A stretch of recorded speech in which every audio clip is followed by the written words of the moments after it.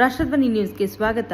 ಮೈಸೂರು ಜಿಲ್ಲೆಯ ನಂಜನಗೂಡು ತಾಲೂಕಿನ ಹಾಗೂ ಪಟ್ಟಣದ ಅತಿದೊಡ್ಡ ದಳವಾಯಿ ಉನ್ನತೀಕರಿಸಿದ ಹಿರಿಯ ಪ್ರಾಥಮಿಕ ಶಾಲೆಯಲ್ಲಿ ರಾಜ್ಯ ಸರ್ಕಾರದಿಂದ ಎಲ್ಲಾ ಶಾಲೆಗಳಿಗೆ ನೀಡುವ 2ನೇ ಉಚಿತ ಸಮವಸ್ತ್ರ ವಿತರಣಾ ಕಾರ್ಯಕ್ರಮ ಶಾಲೆಯಲ್ಲಿ ನಡೆಯಿತು.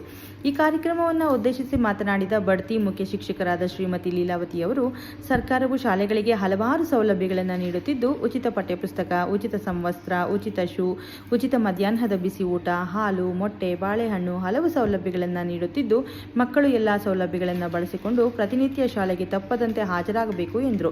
ಸಮವಸ್ತ್ರವನ್ನು ಪ್ರತಿದಿನ ಧರಿಸಿ ಸ್ವಚ್ಛತೆಯಿಂದ ಶಿಸ್ತುಬದ್ಧವಾಗಿ ಬರಬೇಕೆಂದು ಮಕ್ಕಳಲ್ಲಿ ಮನವಿ ಮಾಡಿದರು. ಸಮಾರಂಭದಲ್ಲಿ ಸಹ ಶಿಕ್ಷಕರು ಹಾಜರಿದ್ದರು. ಕ್ಷಣ ಮಾಹಿತಿಗಾಗಿ ವೀಕ್ಷಿಸಿ ರಾಷ್ಟ್ರಧ್ವನಿ ನ್ಯೂಸ್ ಕನ್ನಡ.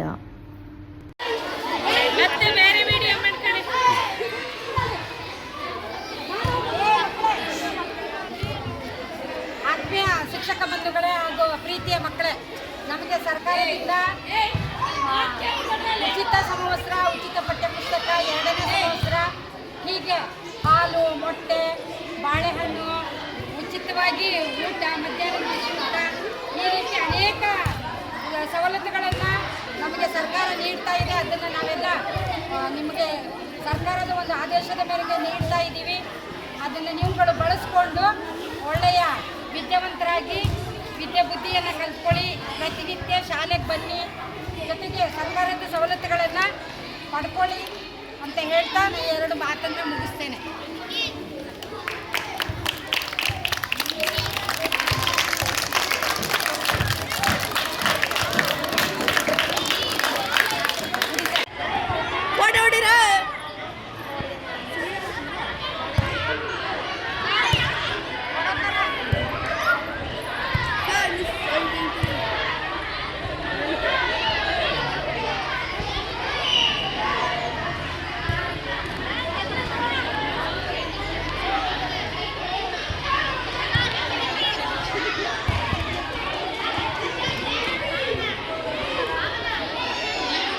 ಸರ್ ಸಾಕು ಸರ್, ನಾಳೆ ಬೇರೆ ಚಳಿ